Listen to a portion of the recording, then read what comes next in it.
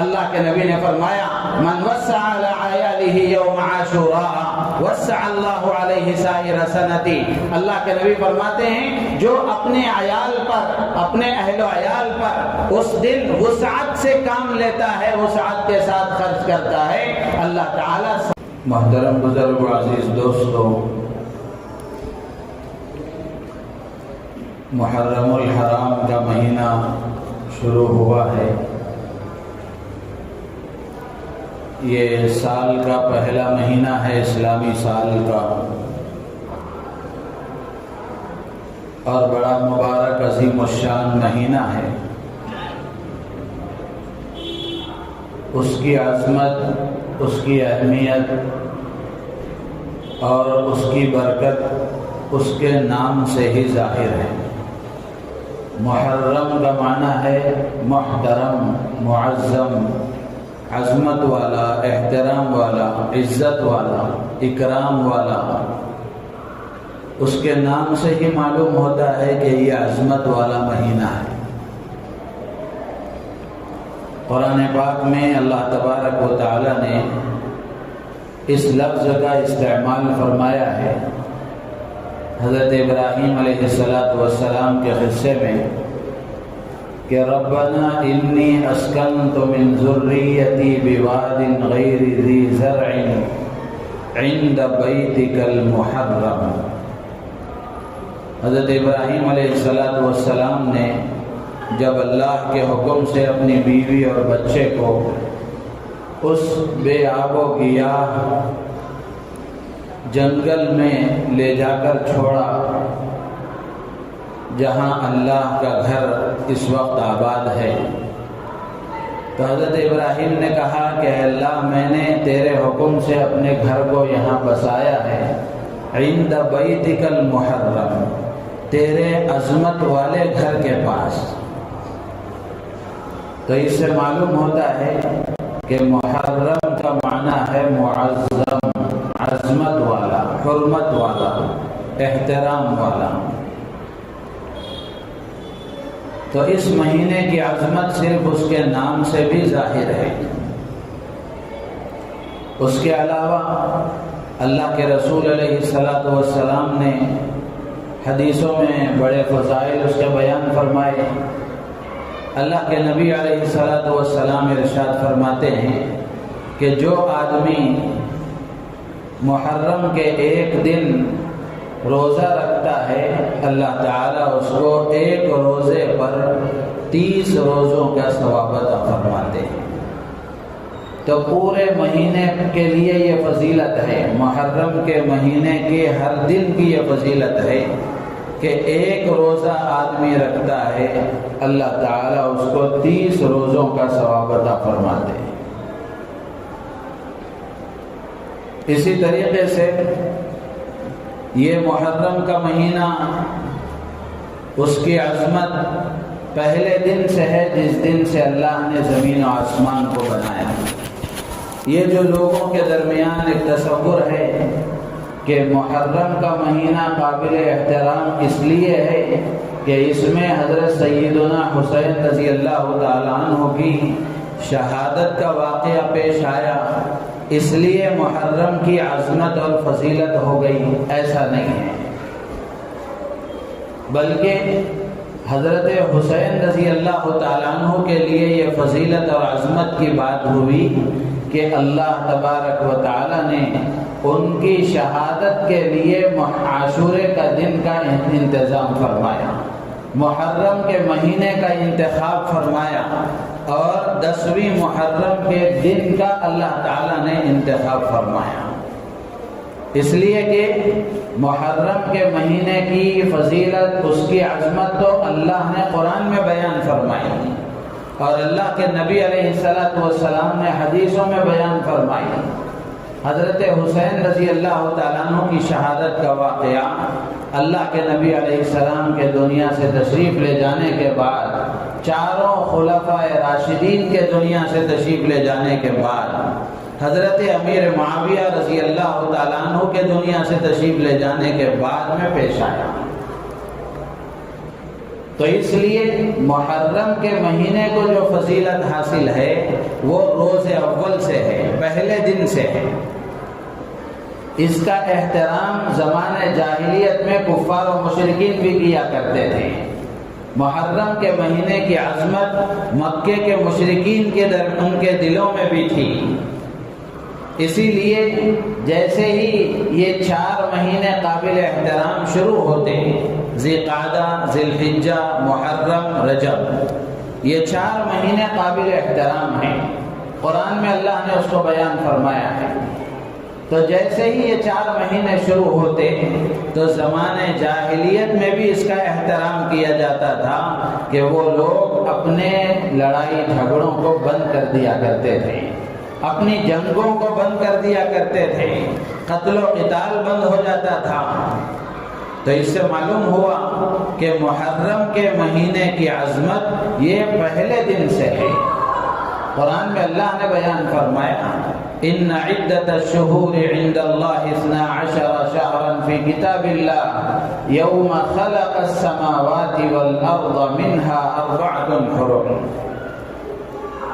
جس دن اللہ نے آسمان و زمین کو پیدا فرمایا اس دن سے اللہ کے نزدیک سال کے مہینوں کی گنتی 12 ہے، اور ان میں سے 4 مہینے قابل احترام ہیں۔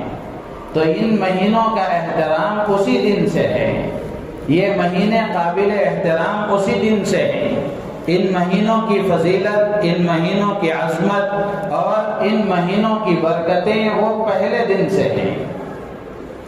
تو اس لیے یہ بات اچھی طرح ہمارے ذہن میں ہونی چاہیے کہ محرم کے مہینے کی فضیلت یہ قرآن سے ثابت ہے اور اللہ کے نبی علیہ الصلوۃ والسلام نے حدیثوں میں اس کو بیان فرمایا۔ اور اسی طریقے سے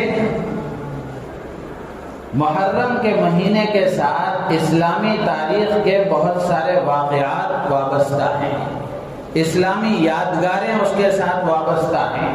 بہت سارے تاریخی کام اس مہینے میں ہوئے ہیں، بہت سارے واقعات اس مہینے میں پیش آئے ہیں۔ چنانچہ گزشتہ جمعہ جیسے میں نے عرض کیا کہ محرم الحرام کی پہلی تاریخ کو حضرت امیر المومنین خلیفہ دوم حضرت عمر فاروق رضی اللہ تعالیٰ عنہ کی شہادت کا واقعہ پیش آیا۔ اسی طریقے سے محرم کے مہینے میں ہجرت کا واقعہ پیش آیا۔ اللہ کے نبی علیہ الصلوۃ والسلام نے مکے سے مدینے کی طرف ہجرت کرنے کا جو ارادہ فرمایا وہ محرم کے مہینے میں فرمایا۔ تو اس اعتبار سے محرم کے مہینے میں ہجرت کی بات ہوئی۔ اور اسی طریقے سے تیسرا جو واقعہ پیش آیا وہ حضرت سیدنا حسین رضی اللہ تعالیٰ عنہ کی شہادت کا واقعہ پیش آیا۔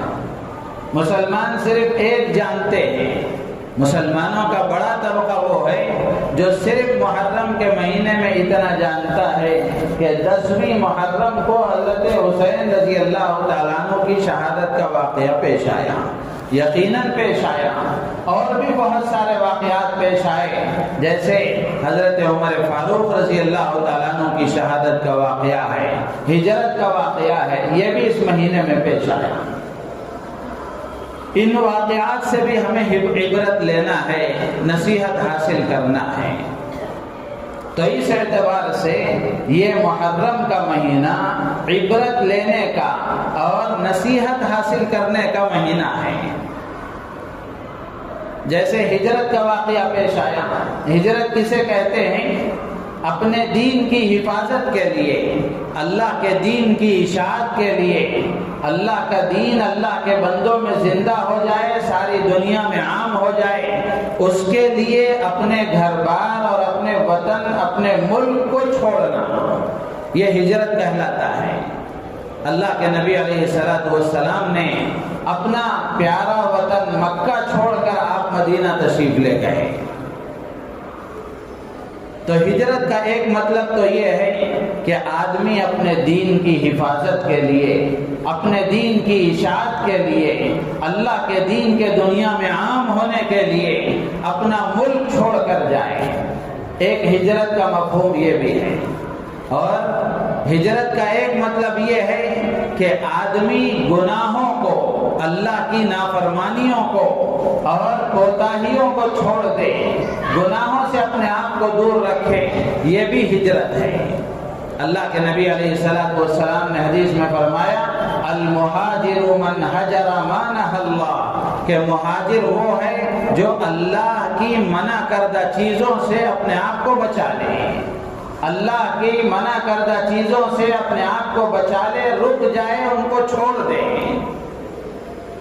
تو اس مہینے میں ایک عبرت کا مقام یہ بھی ہے، ایک نصیحت حاصل کرنے کا سبق یہ بھی ہے کہ آدمی اس مہینے میں ہجرت کا واقعہ پیش آیا تو آدمی اپنے دین کی حفاظت کے لیے اس وقت ملک کو چھوڑنے کا مسئلہ تو نہیں ہے، لیکن گناہوں کو چھوڑنے کی کوشش کرے، غلط کاموں سے اپنے آپ کو دور رکھے، غلط عادتوں کو چھوڑنے کی کوشش کرے، غلط صحبتوں کو چھوڑنے کی کوشش کرے، اللہ کی نافرمانیوں سے اپنے آپ کو دور رکھے، نیک کاموں کا اپنے آپ کو عادی بنائے۔ اور محرم کے مہینے میں کیا کام کرنے چاہیے اللہ نے قرآن میں بیان فرمایا۔ ان میں سے ایک چیز اللہ تعالیٰ فرماتے ہیں فَلَا تَظْلِمُوا فِيهِنَّ أَنفُسَكُمْ، کہ تم ان مہینوں میں اپنے آپ پر ظلم مت کرو، اپنے آپ پر ظلم مت کرو۔ حضرات مفسرین نے لکھا ہے کہ ظلم کی ایک تفسیر یہ ہے کہ اللہ کی نافرمانی نہ کرو، گناہ نہ کرو، اللہ کو ناراض کرنے والے کاموں کو چھوڑ دو، اللہ کو غصہ دلانے والے کاموں سے اپنے آپ کو دور رکھو۔ اللہ نے اور اللہ کے نبی نے جن کاموں سے بچنے کا حکم دیا ہے ان کاموں سے اپنے آپ کو بچاؤ۔ تو یہ ایک نصیحت حاصل کرنے کا موقع ہے، ایک عبرت لینے کا موقع ہے، ایک سبق حاصل کرنے کا موقع ہے کہ آدمی محرم کے مہینے میں اپنے آپ کو گناہوں سے بچانے کا عہد کرے، نافرمانیوں سے بچنے کا ارادہ کرے، اپنی زندگی کو اللہ کو ناراض کرنے والے کاموں سے خالی کرنے کا فیصلہ کرے۔ تو اس لیے اس محرم کے مہینے کو عبرت کے ساتھ، نصیحت کے ساتھ اور سبق لینے کے ساتھ آدمی کو گزارنا چاہیے، اور کچھ ارادے اور عزائم کے ساتھ اس مہینے کو شروع کرنا چاہیے کہ آدمی اس مہینے میں یہ پکا عزم اور ارادہ کرے، مضبوط اور پختہ ارادہ کرے کہ اب زندگی اللہ کے حکموں کے مطابق گزاروں گا اور اللہ کی نافرمانی سے اپنے آپ کو بچاؤں گا۔ اس لیے کہ یہ حکم ہے اللہ کا فَلَا تَظْلِمُوا فِيهِنَّ أَنفُسَكُمْ، کہ ان مہینوں میں اپنے آپ کو گناہوں سے دور رکھو۔ اور حضرات علماء نے لکھا ہے، مفسرین نے لکھا ہے کہ یہ جو 4 مہینے قابل احترام ہیں جن میں محرم کا مہینہ بھی ہے، ان مہینوں کے بارے میں فرمایا کہ جو آدمی ان 4 مہینوں میں گناہوں سے بچنے کی کوشش کرتا ہے، اپنے آپ کو نیک کاموں کا عادی بنا لیتا ہے، نیک کاموں کی عادت ڈال لیتا ہے اور گناہوں سے بچنے کی کوشش کرتا ہے، اللہ تبارک و تعالی سال بھر اسے گناہوں سے بچنے کی توفیق عطا فرماتے ہیں، سال بھر اسے گناہوں سے بچنے کی طاقت اور قوت عطا فرماتے ہیں۔ جن اچھے کاموں کا وہ پابند ہو جاتا ہے، اللہ تعالیٰ ان اچھے کاموں پر اسے سال بھر باقی رکھتے ہیں۔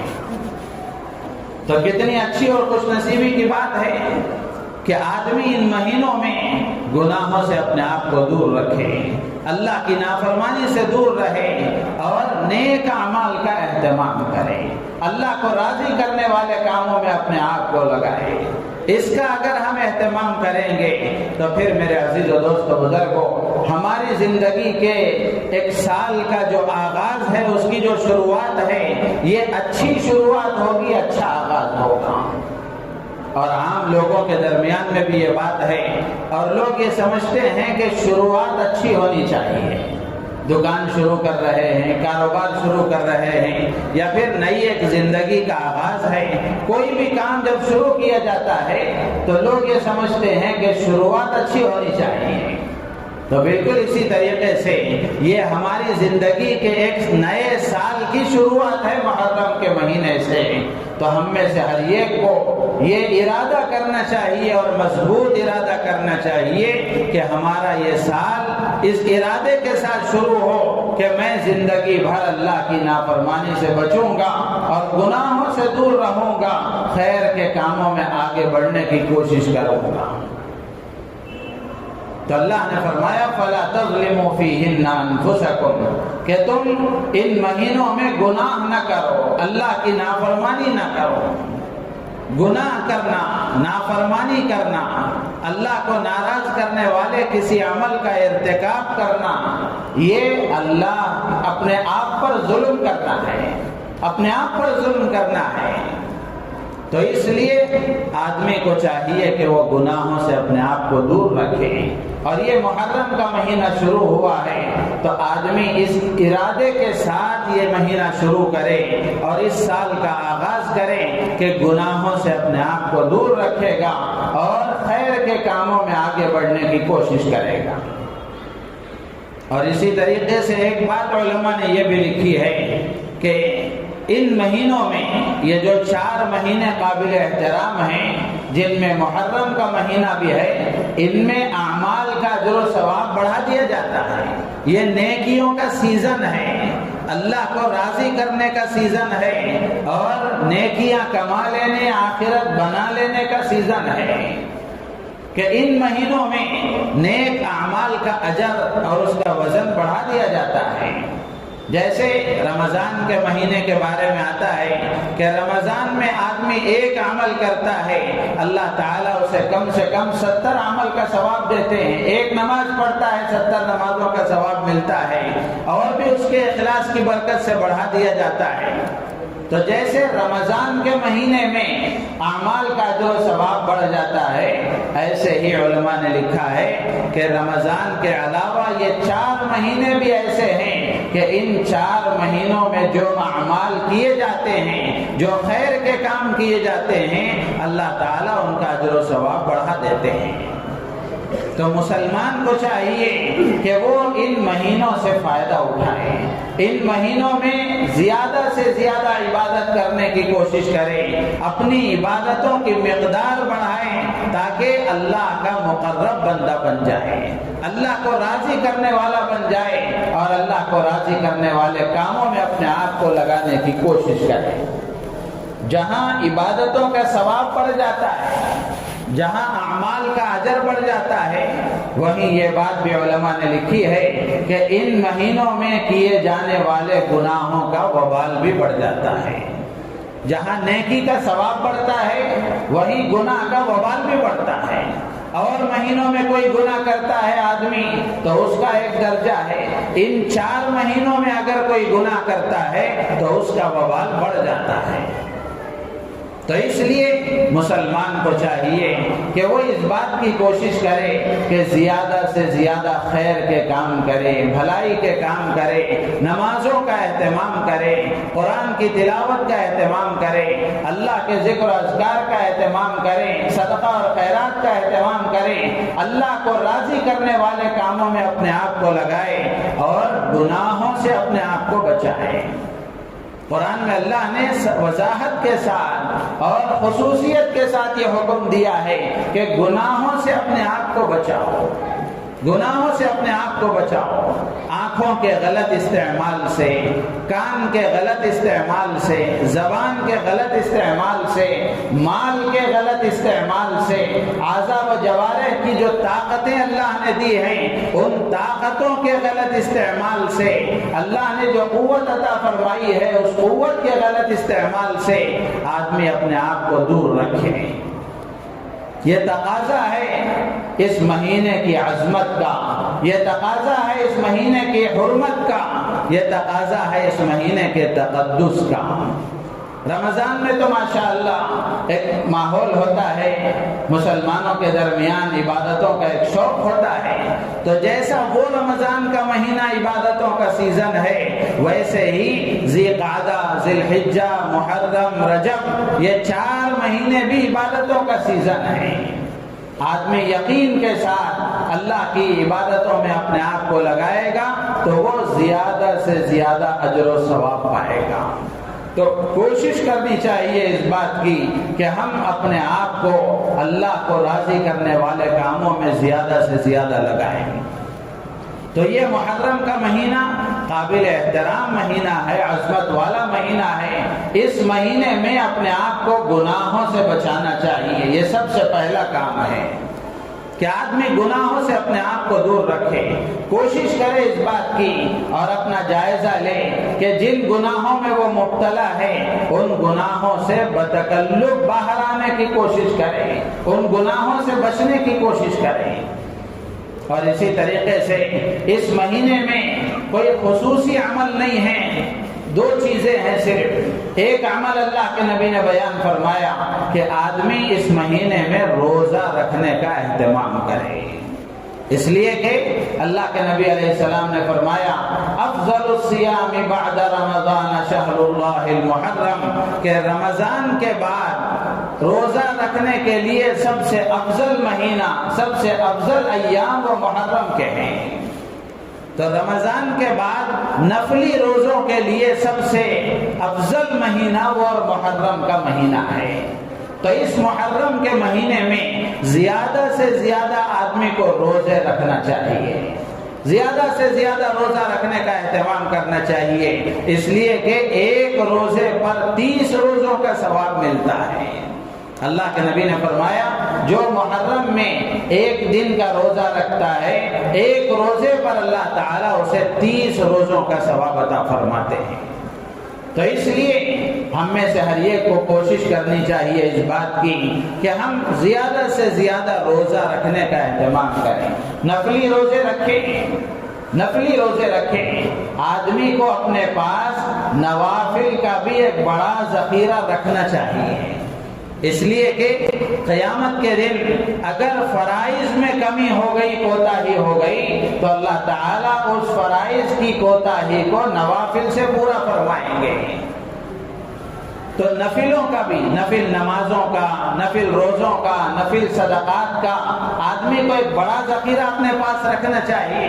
ایسا نہیں کہ صرف فرض نماز ادا کر لیے نکل گئے، فرض روزے رکھ لیے بات ختم ہو گئی، زکوٰۃ ادا کر دیے بات ختم ہو گئی۔ یقیناً وہ فریضہ تو ادا ہو گیا، لیکن جو فریضہ ہم ادا کر رہے ہیں اس ادائیگی کا حال ہم میں سے ہر ایک جانتا ہے کہ اس میں کتنی کمی کوتاہیاں ہیں۔ اگر کل قیامت کے دن ان میں کمی کوتاہی ہو گئی تو اگر ہمارے پاس نفل کا ذخیرہ نہیں ہوگا تو اس کمی کوتاہی کی سزا ہمیں بھگتنی پڑے گی۔ تو اس لیے آدمی کو اپنے پاس نفلوں کا بھی ایک بڑا ذخیرہ رکھنا چاہیے۔ اسی لیے اللہ کے نبی علیہ الصلوۃ والسلام کی زندگی کو ہم دیکھیں، اللہ کے نبی علیہ الصلوۃ والسلام جہاں فرض نمازوں کا اہتمام کرتے تھے وہیں نفل نمازوں کا بھی آپ اہتمام کرتے تھے، جہاں فرض روزوں کا اہتمام تھا وہیں نفل روزوں کا بھی اہتمام تھا۔ ہر پیر و جمعرات آپ روزہ رکھنے کا اہتمام کرتے تھے اور ایام 20 کے روزے رکھا کرتے تھے، ہر مہینے کے 3 دن کے آپ روزے رکھا کرتے تھے۔ اس کے علاوہ عرفے کے دن کا روزہ اور یہ عاشورے کے دن کا روزہ اور پھر اس کے بعد 15ویں شعبان کا روزہ، یہ سارے نفل روزے ہیں۔ ان نفل روزوں کا بھی اہتمام کیا کرتے تھے، وہ اس لیے کہ امت کو یہ تعلیم دینا تھا کہ امت کو چاہیے کہ وہ فرض کے ساتھ ساتھ اپنے پاس نفل کا بھی ایک بڑا ذخیرہ رکھے۔ تو نفلی روزوں کے لیے یہ محرم کا مہینہ سب سے افضل مہینہ ہے۔ اور مستورات عورتوں کے لیے بطور خاص یہ ہے کہ رمضان میں یقینی طور پر ان کے ایام اور عذر کے دنوں کی وجہ سے کچھ نہ کچھ روزے یقیناً رہ جاتے ہیں جن کی قضا ان پر لازم ہوتی ہے، تو ان کو چاہیے کہ وہ اس محرم کے بابرکت مہینے میں ان قضا روزوں کا اہتمام کریں، اس لیے کہ اس میں اجر و ثواب بڑھ جاتا ہے، اعمال کا گریڈ اور وزن بڑھا دیا جاتا ہے، یہ بھی نیکیوں کا ایک سیزن ہے۔ تو اس میں زیادہ سے زیادہ عبادتوں کا اہتمام ہو، گھر میں ایک ماحول ایسا بنایا جائے بڑے اگر اہتمام کریں گے تو بچوں کو اس کا احساس ہوگا کہ ہمارے ابا کیا کر رہے ہیں، امی کیا کر رہی ہیں، بڑے بھائی بڑی بہنیں کیا کر رہی ہیں۔ چھوٹے بچے اس کو دیکھ کر سیکھتے ہیں، اور پھر جب یہ بڑے ہوں گے تو ان کے اندر بھی وہی جذبات پروان چڑھیں گے۔ لیکن اس وقت ہمارے گھروں کا جو حال ہے وہ ہم سب جانتے ہیں۔ بڑوں کی بڑی ذمہ داری ہے، ان کو سوچنا چاہیے کہ ہم اپنے چھوٹوں کو کیا دے کر جا رہے ہیں، کیا سکھا کر جا رہے ہیں، کس طرح زندگی گزارنا سکھا کر جا رہے ہیں۔ دنیا کے اعتبار سے تو یقیناً فکر ہو رہی ہے، لیکن دینی اعتبار سے کیا کوششیں ہو رہی ہیں؟ نہ اپنی ذات کا خیال ہے دین کے اعتبار سے، نہ اپنی اولاد اور اپنے گھر کے افراد کا خیال ہے دین کے اعتبار سے۔ آدمی اپنی ذات کو بھی دین کے اعتبار سے بھول چکا ہے، اور اپنی اولاد کو بھی بھول چکا ہے، اپنے بیوی بچوں کو بھی بھول چکا ہے، گھر کے افراد کو بھی بھول چکا ہے۔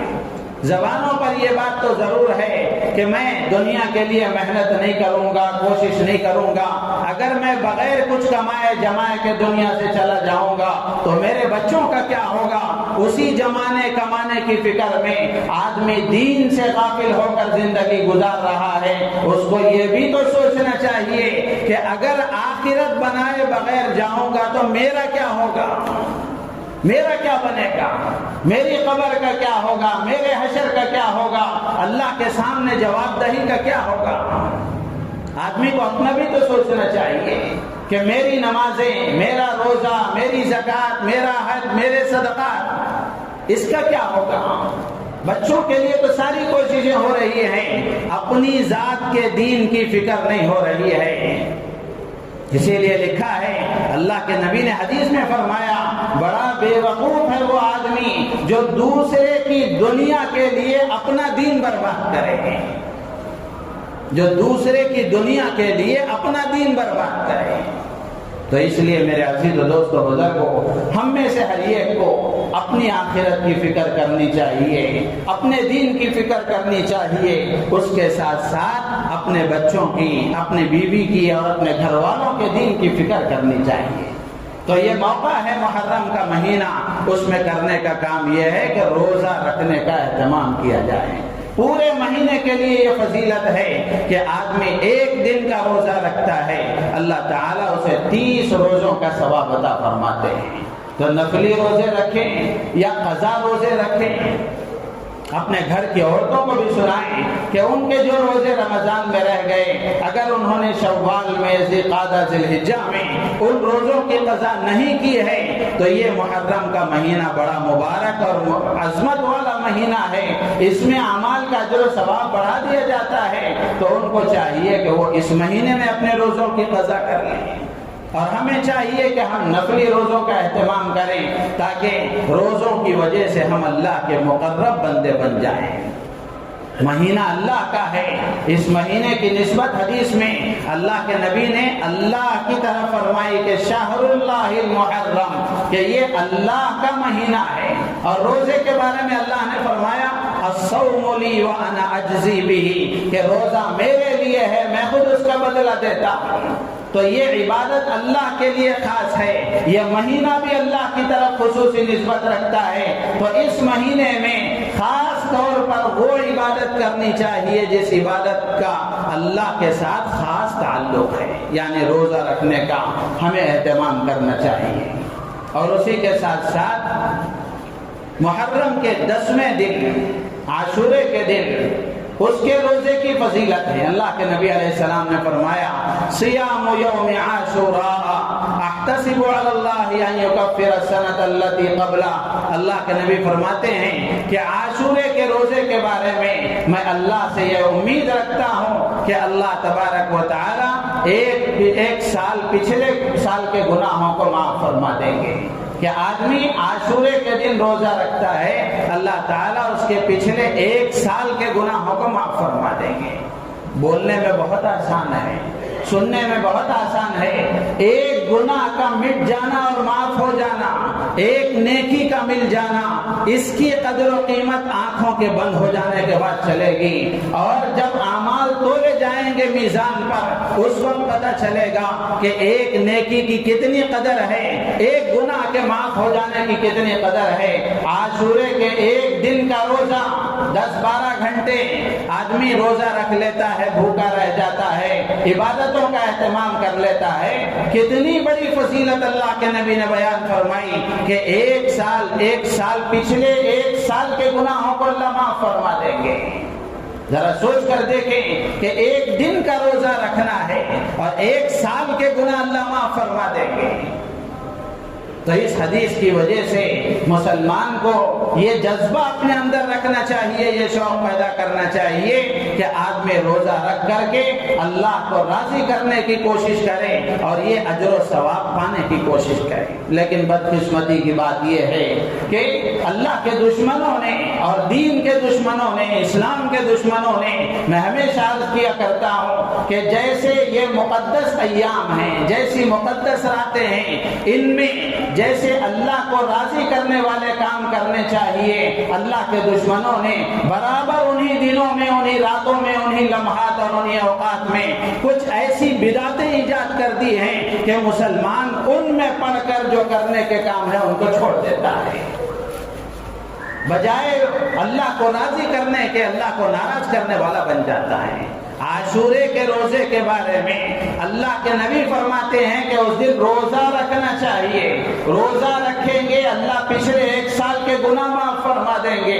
لیکن اس وقت میں کیا ہوتا ہے، لوگوں نے اس کو کھانے پینے کا دن بنا لیا ہے، خصوصی ڈشیں تیار کی جاتی ہیں، پانی کی سبیلیں لگائی جاتی ہیں، شربت کی سبیلیں لگائی جاتی ہیں، جبکہ یہ اسلامی مزاج کے خلاف ہے۔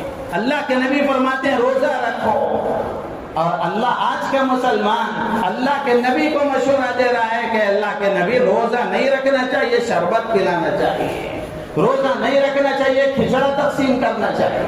کتنے افسوس کی بات ہے میرے عزیز و دوست و بزرگوں، یہ دن اللہ کو راضی کرنے کا ہے، اس دن روزہ رکھنے کا اہتمام کریں۔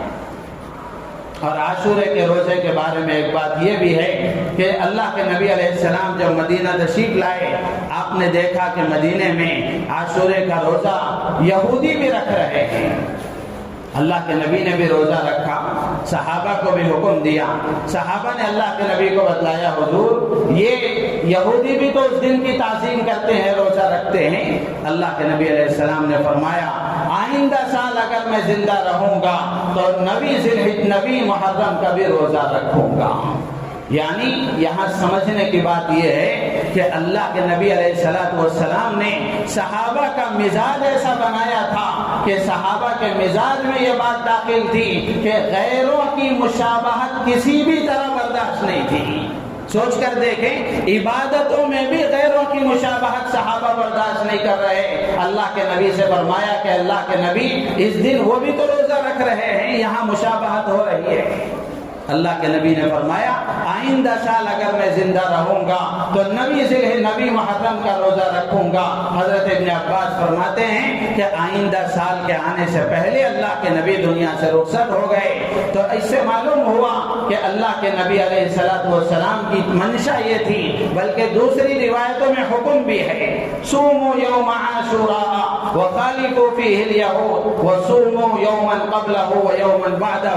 اللہ کے نبی نے فرمایا عاشورے کے دن کا روزہ رکھو، اس میں یہودیوں کی مخالفت کرو۔ مخالفت کا طریقہ یہ ہے کہ 10ویں دن سے پہلے نبی محرم کا روزہ رکھو، یا پھر 10ویں کے ساتھ 11ویں محرم کا روزہ ملا کر رکھو۔ اسی لیے علامہ ابن قیم اور علامہ ابن حجر عسقلانی رحمۃ اللہ علیہ نے لکھا ہے کہ عاشورے کے روزے کے 3 درجے ہیں۔ ایک درجہ یہ ہے کہ آدمی تینوں روزے رکھے، 9، 10، 11 تینوں روزے رکھے، کیا حرج ہے کہ یہ تو عبادتوں کا موقع ہے، روزے رکھیں گے تو ثواب ملے گا۔ اور دوسرا درجہ یہ ہے کہ 10 محرم کے ساتھ نبی محرم کا روزہ ملا کر رکھے، یا 11ویں محرم کا روزہ ملا کر کے رکھے۔ اور تیسرا درجہ یہ ہے کہ اگر کسی کی طبیعت 2 روزے رکھنے کے لیے اس بات کی متحمل نہیں ہے، برداشت کرنے کے قابل نہیں ہے، یا کسی وجہ سے وہ 2 روزے نہیں رکھ سکا، تو صرف 10 ذی الحجہ کا روزہ بھی اگر آدمی رکھ لیتا ہے تو اس کے لیے اس کی بھی گنجائش ہے۔ تو یہ 3 درجے ہیں۔ اور 10ویں محرم کے دن کرنے کا ایک عمل یہ ہے، اللہ کے نبی نے فرمایا من وسع علی عیالہ یوم عاشوراء وسع اللہ علیہ سائر سنتی۔ اللہ کے نبی فرماتے ہیں جو اپنے عیال پر، اپنے اہل و عیال پر اس دن وسعت سے کام لیتا ہے، وسعت کے ساتھ خرچ کرتا ہے، اللہ تعالیٰ سال بھر اس کو وسعت کے ساتھ روزی عطا فرماتے ہیں۔ تو 10ویں محرم کے دن کرنے کا ایک کام یہ ہے کہ آدمی اپنے عیال پر وسعت کے ساتھ خرچ کرے۔ 3 چیزیں ہیں، مختصر عرض کر کے اپنی بات ختم کروں گا۔ عیال میں کون کون آتے ہیں، عیال سے کون مراد ہے؟ حضرات محدثین نے لکھا ہے کہ عیال میں علامہ نووی فرماتے ہیں کہ عیال سے مراد وہ سارے افراد ہیں جن کے خرچ اور جن کی کفالت کی ذمہ داری آدمی کے ذمے میں ہے۔ اس کی وضاحت کرتے ہوئے لکھا ہے بیوی ہے، بچے ہیں، محتاج والدین ہیں، بیوہ بہنیں، بیوہ بیٹیاں ہیں، اور اسی طریقے سے اپنے یہاں کام کرنے والے خادم، نوکر، ملازمین ہیں، وہ بھی عیال میں داخل ہیں۔ اور اسی طرح وہ رشتہ دار غریب جو جن کی کفالت اور جن کے اخراجات کی ذمہ داری آدمی اٹھا رہا ہے یا اس کے ذمے ہے شرعی اعتبار سے یا عرفی اعتبار سے، وہ بھی عیال میں داخل ہے۔ تو جو آدمی ان سب پر وسعت کے ساتھ خرچ کرے گا، اللہ کے نبی فرماتے ہیں کہ سال بھر اللہ تعالیٰ اس کی روزی میں برکت عطا فرمائیں گے۔ تو اس لیے 10ویں محرم میں کرنے کا کام یہ ہے کہ آدمی اپنے بیوی بچوں پر، اپنے گھر کے افراد پر، اپنے ماں باپ پر اور اپنے بھائی بہنوں پر، اپنے یہاں کام کرنے والے ملازمین پر وسعت کے ساتھ خرچ کرے۔ اور وسعت کی عملی شکلیں کیا ہیں؟ عموماً زبان پر یہ ہے دسترخوان وسیع کرنا۔ صرف دسترخوان وسیع کرنا ہی وسعت میں داخل نہیں ہے، آدمی ہدیہ دے دے، کسی کی ضرورت پوری کر دے، کھانے میں بھی وسعت ہو سکتی ہے، لباس میں بھی وسعت ہو سکتی ہے، اور دوسری چیزوں میں بھی وسعت ہو سکتی ہے۔